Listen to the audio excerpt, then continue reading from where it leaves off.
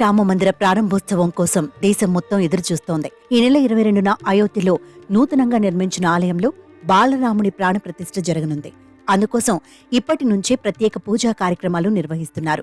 ఇక ప్రతిష్టాపన వేడుకల్లో భాగంగా గర్భగుడి లోపల 51 అంగుళాల బాలరాముడి విగ్రహాన్ని ప్రతిష్ఠించారు. తాజాగా అయోధ్య రామయ్య విగ్రహ ఫోటోలు బయటకు రావడంతో వైరల్ గా మారాయి.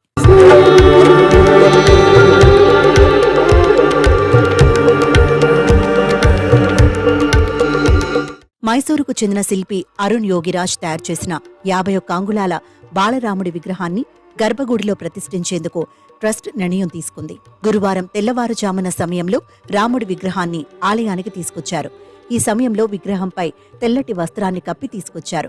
అనంతరం గర్భగుడిలో వేద మంత్రోచ్చరణల మధ్య విగ్రహాన్ని అర్చకులు ప్రతిష్ఠించారు.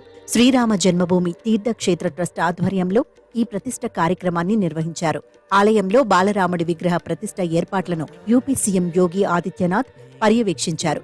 ఇక జనవరి 22న జరగనున్న ప్రాణప్రతిష్ఠ కార్యక్రమంలో ప్రధాని మోదీ ఆధ్వర్యంలో ప్రాణప్రతిష్ఠ జరగనుంది.